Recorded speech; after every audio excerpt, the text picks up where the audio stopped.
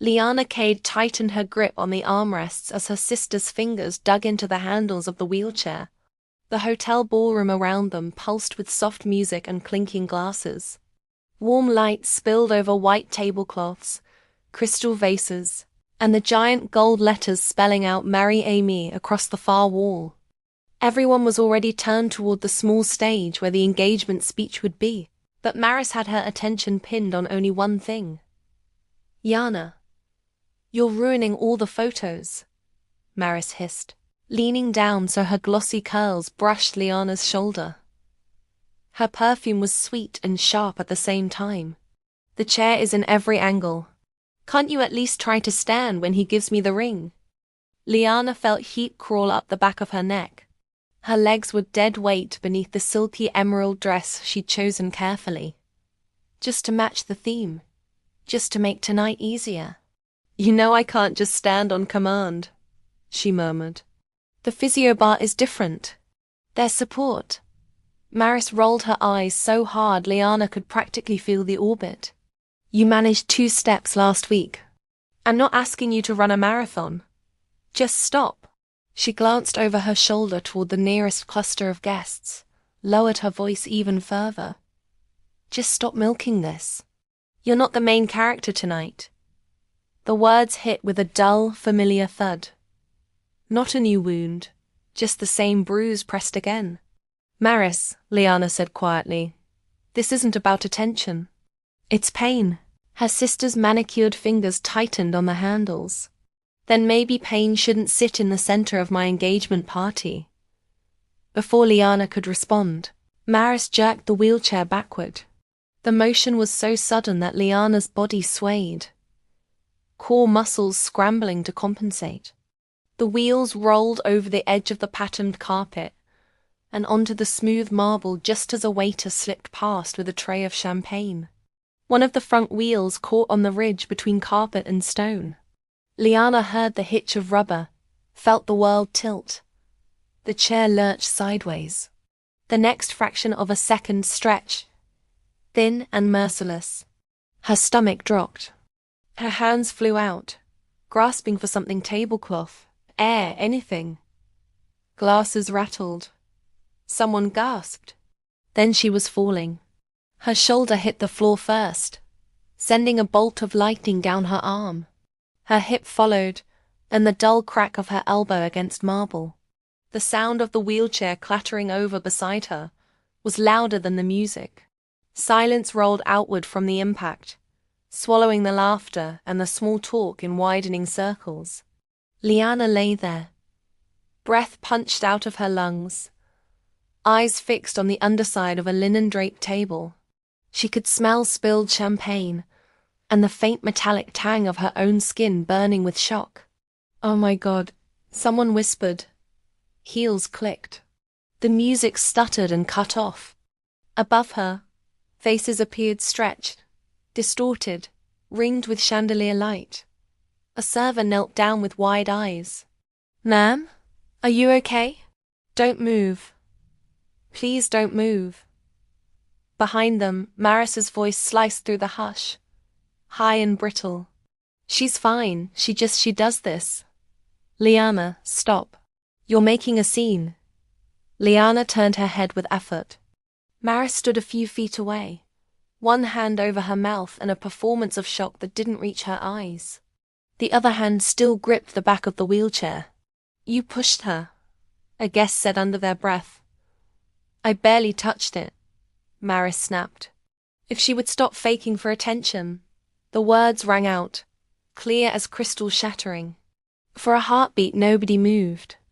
Jordan, the groom-to-be, hurried over them, cheeks flushed the color of his tie. "What happened?" he asked, looking first at Liana on the floor, then at Maris, then at the toppled chair like it might answer him. "She slipped," Maris said quickly. The wheel caught. "Right, Liana?" Her eyes flicked down, sharp and pleading at the same time. A warning Liana knew too well. "Don't contradict me. Not here. Not now." Liana opened her mouth. Pain flared through her shoulder. hot and electric. The room tilted again, faces smearing at the edges of her vision. She swallowed, forcing her voice steady, though her heart was hammering in her ears. I need an ambulance. Murmurs broke out. Someone rushed to call. The hotel manager appeared with practiced concern. Jordan knelt near her but didn't touch her, hovering like he was afraid she might implicate him by proximity. Maris folded her arms, her engagement ring winking coldly under the lights. From somewhere in the crowd, a phone was raised. The faint, tinny sound of a camera shutter cut through the noise. Before we jump back in, tell us where you're from. If this story moves you, please subscribe. Tomorrow, I have a special story for you. The hospital ceiling tiles were the same bland off-white she'd memorized during countless appointments. This time, though, her left arm was strapped in a sling, and a constellation of purple blooms was already rising along her shoulder. Hairline fracture, the doctor said, tapping the X-ray on the screen with the back of his pen. You're lucky it wasn't worse, considering the fall. With your existing spinal damage, we have to be extra careful about any impact. Liana nodded, her throat tight. I didn't fall, she said. My sister pushed the chair. He hesitated, eyes flicking from the image to her face.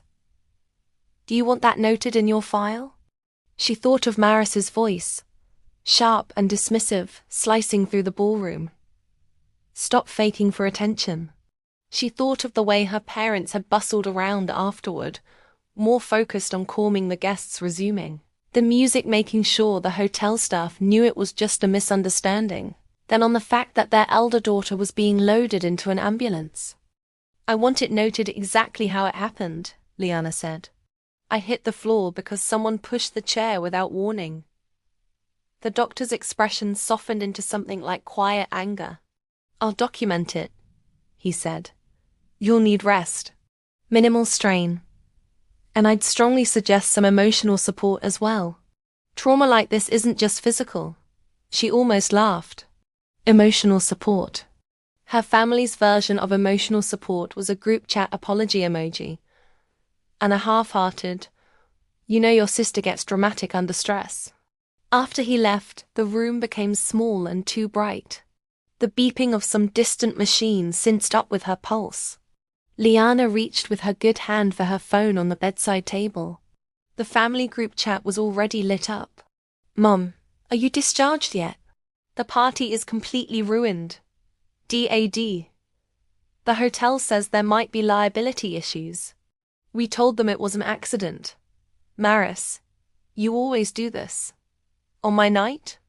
A string of crying emojis followed, then a selfie of Maris with smudged mascara, captioned, trying to celebrate but some people just live for drama. Liana stared at the screen until the words blurred. A separate notification popped up from her cousin Suri. Suri, I'm so sorry, Lee.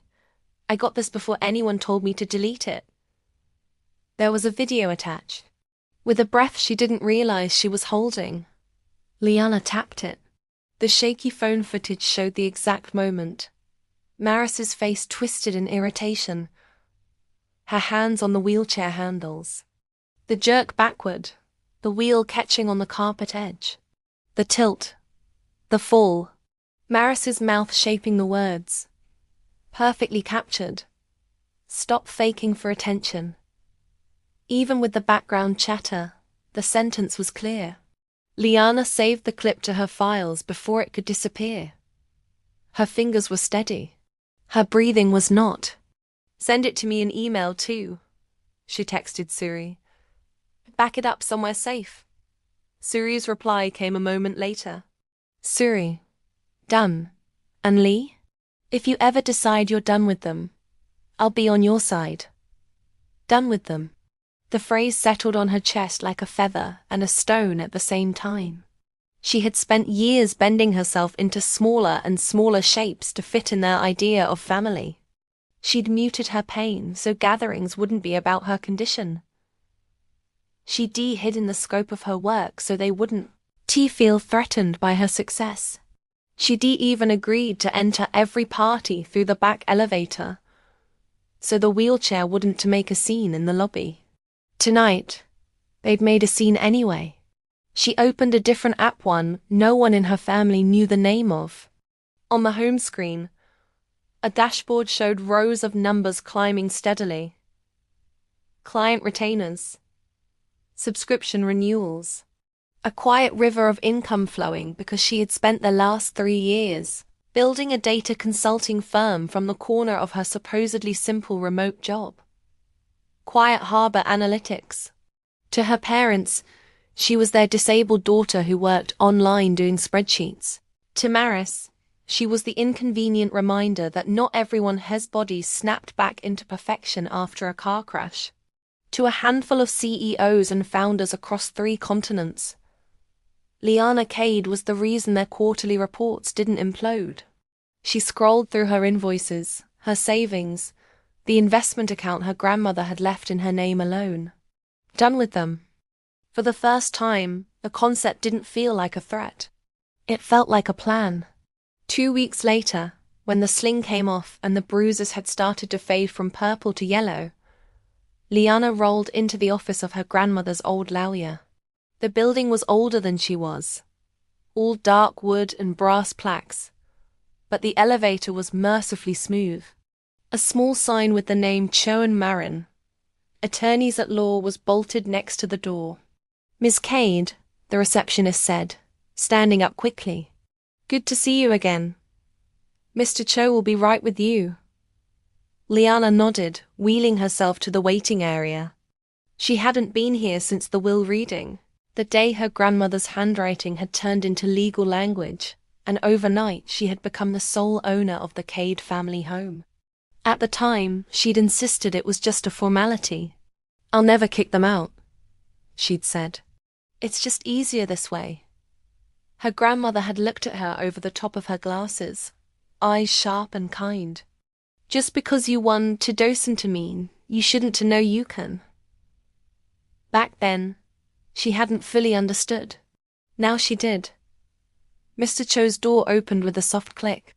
He was a compact man with silver hair and a tie that never quite stayed straight. "Liana," he said, smiling as he walked over. "You're a sight for sore eyes. Come on in." She followed him into the office, the wheels of her chair whispering over the carpet. "How are you holding up?" he asked once they were settled, his expression turning serious. "I heard about the incident. News travels fast," she said wryly. "I didn't realize you were still in touch with my parents. I'm in touch with anyone who calls me about liability at a hotel they do not own," he said dryly. "Your mother wanted reassurance that the family wouldn't get sued."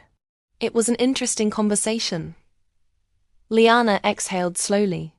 "Of course she did. She refers to it as an accident." He watched her carefully. "Do you?" Liana met his gaze. "No." She told him everything then. The words came out in measured lines, like data points on a chart. The push, the fall, the sentence that had echoed inside her bones. Stop faking for attention. The video, the group chat, the hospital file now containing the doctor's note about another's hand on the chair.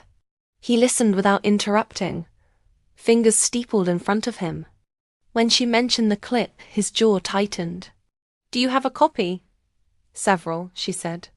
"Encrypted, backed up, and time-stamped." A small smile flickered at the corner of his mouth. "You always were my favorite client," he murmured. Then, louder. "So, tell me why you're here, Liana. I doubt it's just to vent." She pulled a folder from the bag hanging on the back of her chair and set it on his desk. Inside were printouts. Bank statements marked with neat highlighter lines, emails confirming deposits for the engagement party venue, screenshots of transfers labeled with things like Maris tuition and house repairs backsteps. "I have been funding their life for the past 3 years," she said, more calmly than she felt. I paid the down payment when my father's hours were cut. I covered the property taxes when my mother's boutique closed. I paid for most of the engagement party. The hotel deposit is in my name." Mr. Cho flipped through the pages, his brows rising. "And they know this? They know money arrives when they need it." Her mouth twisted. "They don't know how hard I worked for it.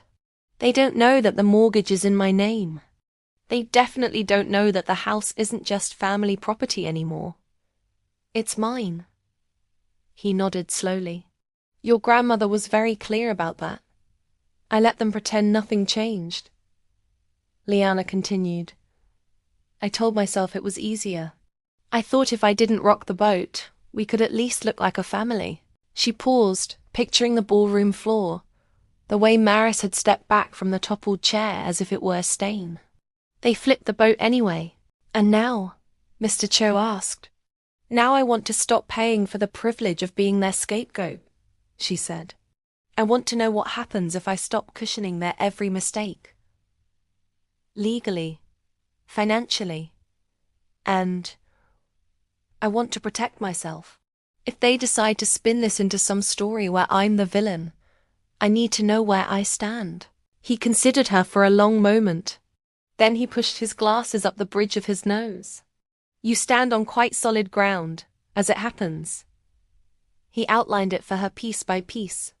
The deed in her name, the clause her grandmother had insisted on that allowed her to terminate their residency with proper notice if the living situation became untenable, the liability concerns if she continued to underwrite events where her safety was dismissed, the options for formalizing a financial boundary.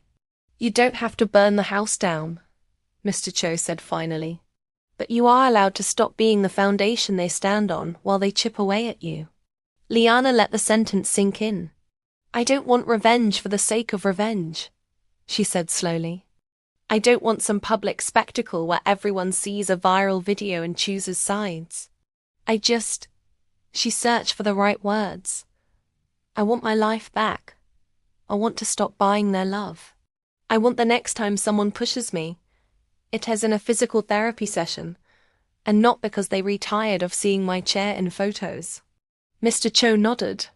"Then we start with a letter," he said. "Clear, formal, unemotional. We lay out the facts. The financial support you've given. The legal reality of the house. The incident at the hotel. And we state plainly that going forward, your resources will be devoted to your own well-being." "They'll call me ungrateful," she said. "Cruel, dramatic. They are welcome to use whatever adjectives they like," he replied. "The nouns, however, are on your side. Owner, injured party, provider. Those matter more." For the first time in weeks, something inside her loosened. They worked on the letter together. Liana watched the language take shape on his computer screen calm. Precise phrases that sliced through years of unspoken expectations. When they were done, he printed 2 copies. One for registered mail, one for her. She held the pages in her lap for a moment, tracing the lines with her eyes. This wasn't an explosion. It was a realignment. "Before we jump back in, tell us where you're from. If this story moves you, please subscribe. Tomorrow I have a special story for you." The letter arrived at Cade House on a Thursday. Liana knew because her mother called her 12 minutes after the delivery notification appeared on her phone. "What is this?" her mother demanded, skipping any greeting.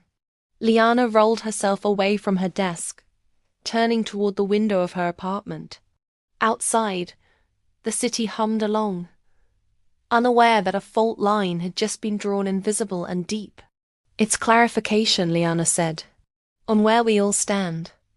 I don't need a lawyer to tell me where my own daughter stands." Her mother snapped. "How could you do this to us? To your sister, right before her wedding?" "Maris will be fine," Liana said quietly. "She always lands on her feet, usually on top of someone else. You're evicting us." The word came out strangled. Evicting your own parents. I'm giving you notice, Liana corrected. That in 6 months the financial arrangement changes. You can buy the house from me, or we can sell it and split the proceeds according to the will. Until then, I'll cover the mortgage as usual. But I won't be paying for any more events.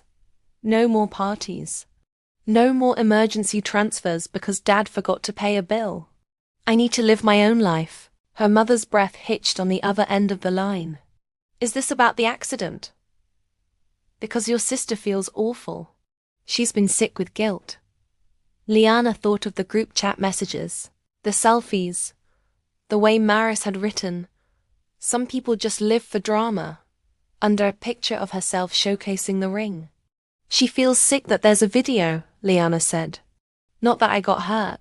You're misinterpreting, her mother said quickly. You always have. Ever since. She trailed off, then regrouped. We're family. Families forgive. They don't send legal threats. There was no threat in that letter, Liana replied. Just facts. And boundaries. Boundaries, her mother repeated, as if the word tasted sour. You've been different since the accident, Liana. Harder. It's like you enjoy punishing us. Once, that would have gutted her. Tonight, it just confirmed what she already knew. They had never really seen her at all. I'm done punishing myself to keep you comfortable, she said. That's all. Her mother's voice dropped to a furious whisper. If you go through with this, don't expect us to stand by you. When people find out what you've done to your own sister's wedding, they'll know who the real villain is. Liana glanced at the open tab on her laptop. The video file sat there, frozen at the frame where Maris's hand blurred across the wheelchair handles. I'm sure they'll have a lot of opinions, Liana said. Goodbye, Mom. She hung up before the reply could land. Over the next 2 weeks, the pressure mounted. Maris sent her a flurry of messages, voice notes that started tearful and ended sharp, long texts that began with "I know I messed up" and spiraled into "You're destroying my future over one little mistake." Liana read them all. She replied to none. In the spaces between, she worked. She finalized a contract with a new client who'd been hovering on the fence for months. She spent hours on the phone with her team, laughing at in-jokes about data anomalies and fixing a messy code deployment.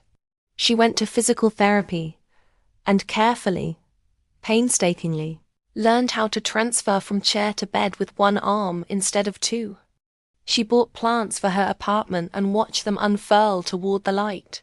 The night before the engagement party's redo dinner, an intimate gathering arranged, according to the invitation, to erase the bad memories and celebrate love properly this time, Jordan called.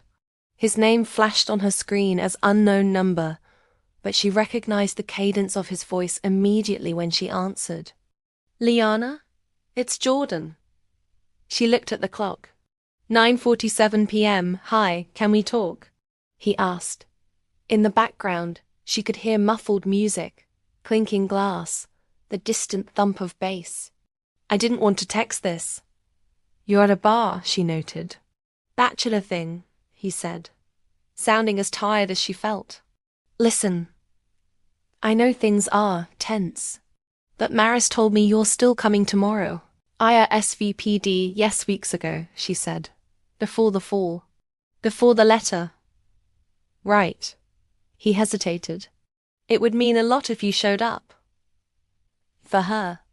For the family. Just no drama, okay? No lawyers. No big scenes. Liana almost laughed at the irony. I've never been the one making scenes, Jordan. You know what I mean, he said quickly. Look, she's under a lot of stress. The hotel is asking questions about the deposit. Your mom is freaking out. If you could just smooth things over, tell them it was an accident. Or at least that you're not. I don't know. Pressing charges, it would calm everyone down. There it was. Not concern for her pain. Concern for their convenience. I'm not pressing charges, Liana said. Not right now. I'm not trying to send your fiancé to jail. I'm just not financing her fairy tale anymore. Jordan was quiet for a beat too long. So you did cancel the hotel payment? He said finally. The hotel payment was in my name, she replied. It was my card on file. I chose to stop paying for something that hurts me. That's not sabotage. That's self-preservation. Liana, be reasonable, he said, his tone edging toward frustration. The wedding is in 6 weeks. We can't just, you can pick a smaller venue, she said. A backyard, a courthouse. Love doesn't need chandeliers. You know how much this means to Maris, he said, exasperated now. She's dreamed of this since she was old enough to imagine herself in the center of every room. Liana finished quietly. I know, he sighed. Just think about tomorrow, okay? For her sake, I am thinking about tomorrow, she said. For mine. When she hung up, the apartment was so quiet she could hear the fridge humming. She sat there for a long moment, staring at her reflection in the dark window. The wheelchair, the sling, the soft, stubborn set of her jaw. Then she turned back to her desk. There was one last document she needed to sign. The contract sat in her inbox, highlighted by her assistant with 3 exclamation marks. Final offer, Quiet Harbor acquisition terms. An international firm wanted to buy a majority stake in her company. The number on the screen was enough to make her blink twice. Owning her parents' house had felt like a weight some days, a responsibility she hadn't asked for. Owning this decision felt different. She read every clause, every percentage point, every line about control and creative freedom. Then, with a hand that didn't tremble at all, she signed. A life raft, she thought. Not away from the wheelchair. Away from the people who kept trying to use it as an anchor. The redo dinner was held at a smaller, more intimate restaurant downtown. No chandeliers this time, just strands of warm light and candles casting soft halos on the tables. When Liana arrived, conversation dipped but didn't stop. People had already learned to talk around her. She wore a simple black dress that skimmed over her lap and a pair of silver earrings her grandmother had given her. Her hair was pulled back, exposing a small scar just behind her left ear, the one no one ever asked about.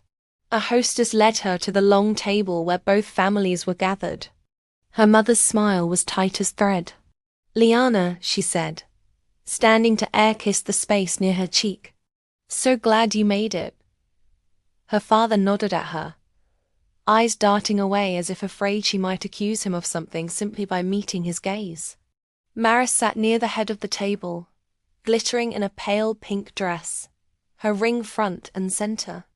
She didn't stand. Hey, she said lightly. No hard feelings, right? Liana looked at her sister. Really looked. Under the flawless makeup, there were faint lines of fatigue at the corners of her eyes. A tightness around her mouth that hadn't been there a year ago. For a moment, Liana almost felt a flicker of pity. Almost. Hard feelings are heavy, Liana said. I'm trying to travel lighter these days. Jordan's parents were there too, seated opposite. His mother, Elise, was all angles and pearls. His father, Daniel, had the weary cheerfulness of a man who signed a lot of checks without reading the fine print. As appetizers were served, small talk floated over the table like confetti that never quite landed. Liana waited. She didn't have to wait long. The restaurant manager approached halfway through the main course, hat in hand. I'm so sorry to disturb you, he said, addressing Liana's parents and Maris. There seems to be an issue with the payment method on file for the wedding reception. The table went still. What kind of issue? Her mother asked, her smile freezing. We gave you our card months ago. The card on the original contract was declined when we tried to run the second installment, the manager said, choosing his words carefully. We attempted to contact Ms. Cade. He glanced at Liana, since the booking is under her name. All eyes swung toward Liana. Her mother's face flushed an alarming shade. You told me you handled it, she said to Liana, voice dropping. You promised. I handled it, Liana said calmly. I cancelled it. The word rippled through the table. You what? Maris's voice cracked. Liana reached into the sleek folder attached to the side of her chair and placed a small stack of papers on the table, just in front of her parents. Bank statements, email confirmations, a copy of the contract with the hotel. This is the payment history, she said. I put down the deposit. I paid for the upgrades. I covered the tasting you all went to without me because it was too much effort to bring the wheelchair up the stairs. Her mother opened her mouth, closed it. Jordan's father leaned forward, squinting at the documents. These are all from your account, he said slowly. Not theirs. My parents haven't had enough in their accounts to cover something like this in years, Liana said. There was no malice in her tone. Just data. I know, because I've been the one topping them up. Liana, this is humiliating, her father muttered. We could have discussed this in private. You pushed her out of a wheelchair in public. Suri's voice drifted from down the table. She'd been silent until now, eyes sharp. Humiliation's a two-way street. Maris shot her a glare, then turned back to Liana, eyes bright with anger. So this is your revenge, she said. You break your own parents' hearts. You shatter my wedding, all because you couldn't handle one little accident. It wasn't an accident, Liana said quietly. She tapped her phone. On the screen, the video clip sprang to life. She didn't need to turn the sound up. The restaurant was so quiet now that even at low volume, the words were painfully clear. Stop faking for attention. The footage ended with the sickening clatter of her chair hitting the floor. Elise's fork clinked against her plate. Is that real? She asked, looking at Maris with something like horror. It was taken down from social media within an hour, Liana said, but not before Suri grabbed a copy. The hospital has a note about it too. The doctor documented that my injuries were consistent with a fall caused by an external force. Liana, turn that off, her mother hissed. You're making us look like monsters.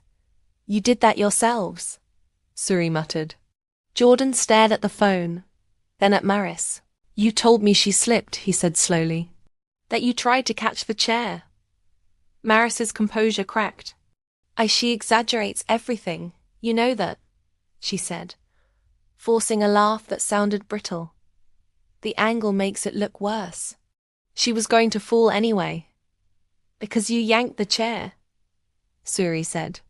Liana took a breath. The air tasted like candle wax and something electric. I'm not here to ruin your wedding, she said, looking at Jordan, then at his parents. You can still get married. You can still have a beautiful day. It just won't be at my expense.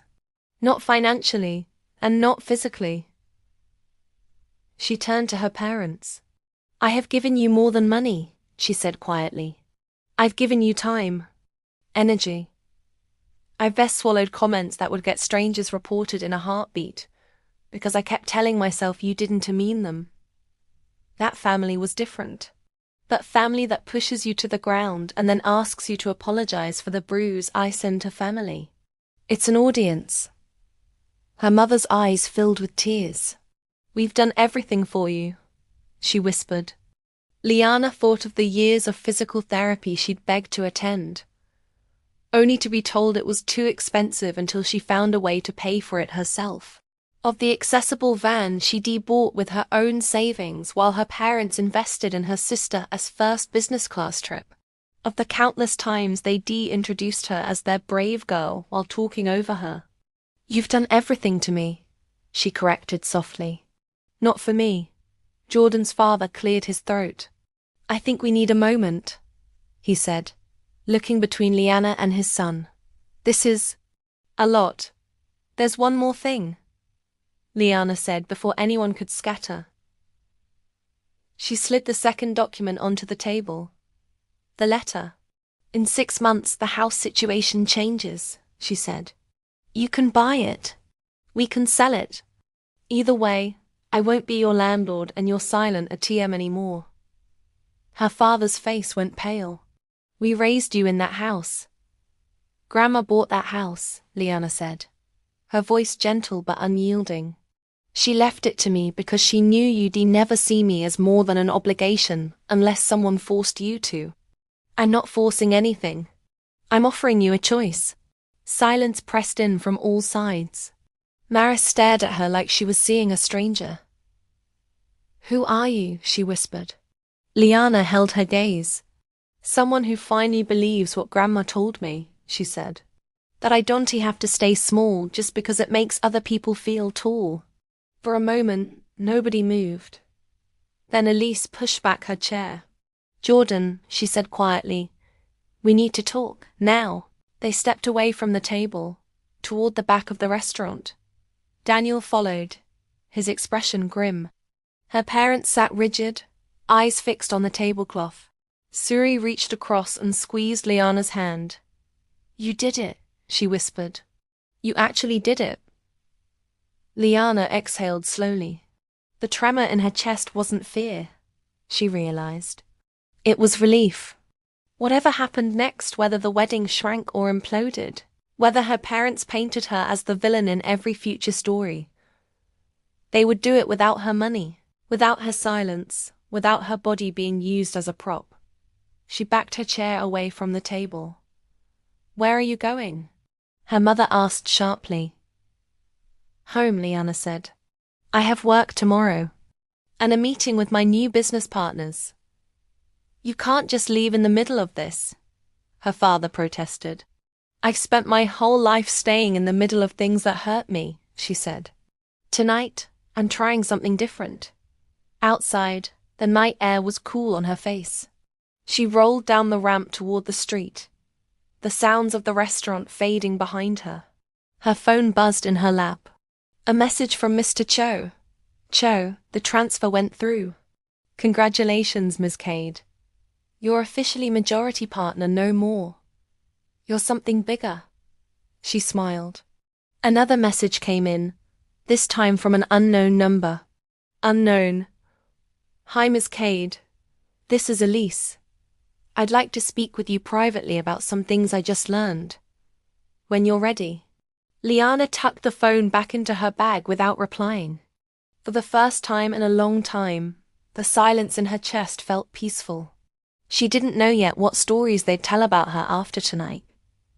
The cruel daughter, the ungrateful sister, the disabled villain who destroyed a fairy tale. She only knew one thing for certain. Those stories weren't hers anymore. She wheeled herself toward the curb just as her ride pulled up, headlights washing over her like a clean slate. Tomorrow she'd sign the final paperwork on the acquisition. She'd talk with her team about next steps. She'd call her physical therapist and book another session. Tomorrow her mother would probably start rewriting history in a dozen different group chats. Both things could be true. Only one of them was her life. Liana rolled into the car, folded her hands in her lap, and let the door close on the restaurant. The table, the ring, the shattered script of who she was supposed to be. She was done being the backdrop. From here on out, she was the author. 2 more great stories are next. Don't miss them. Subscribe and turn on notifications.